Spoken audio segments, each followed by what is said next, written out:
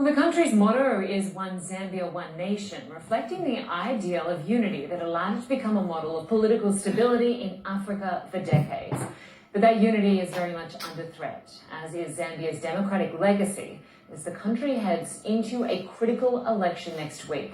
Supporters of rival political parties have clashed in the capital as well as several provinces, and police say two backers of the ruling Patriotic Front were hacked to death by machetes on Friday.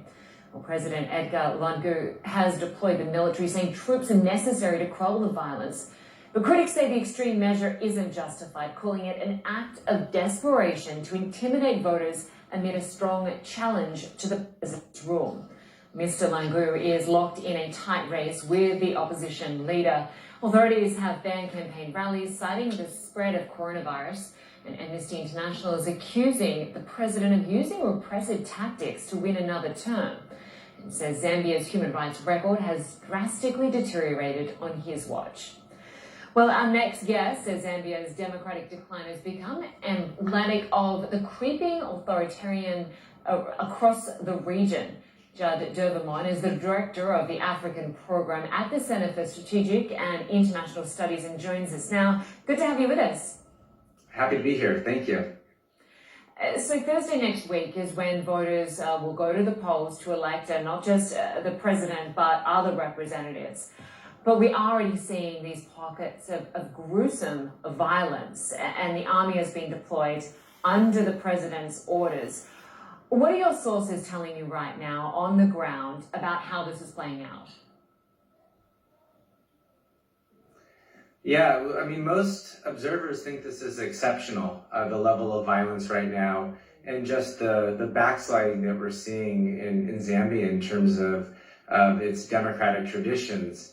And so in the past 6 years under President Lungu, he's really pulled out all the stops to ensconce himself in power. He's harassed journalists and opposition leaders, and he has made it difficult for judges to rule impartially. And so he's created this atmosphere of fear and intimidation, and it has produced violence. Several people died, as you've noted, and the decision to deploy the military, while may seem smart and prudent, clearly also has an edge of intimidating voters and intimidating the opposition so he can eke out another election win.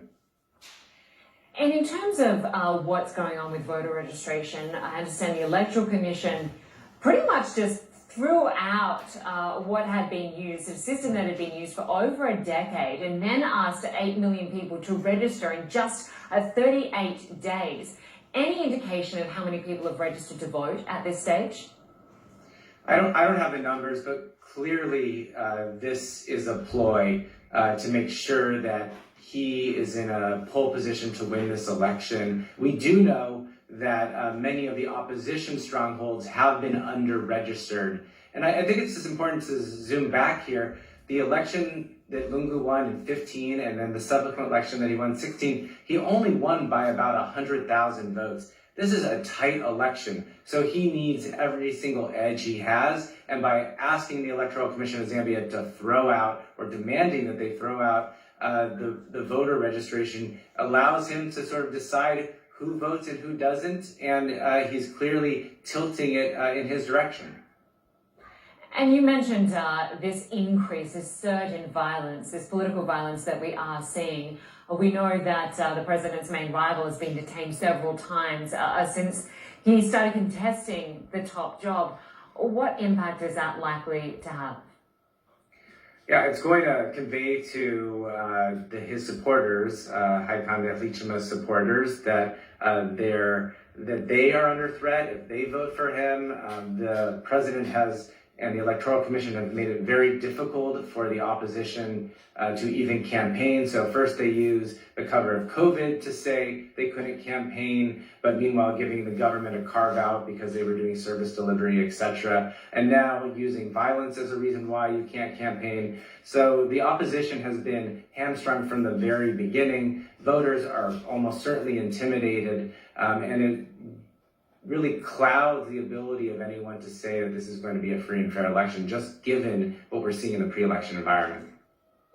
And from what we know, from the testing that has taken place, the nation has the second highest number of cases of coronavirus after South Africa within the continent of Africa.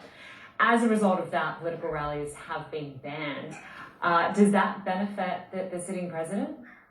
Yeah, it absolutely does, because getting people to rallies is a fundamental part of how politics work in Zambia. It's a way to show for an opposition leader that he is connected to a local community. Perhaps during that rally, you can deliver any sort of goods or any goodies to the various communities and villages. And it shows voters on the fence that this party has support. So by stopping rallies, it really does limit the ability of the opposition to gain momentum. Meanwhile, as I said, the president and the ruling party can still do a whole bunch of things, just not under the guise of campaigning, but would still have the same effects for him and his supporters.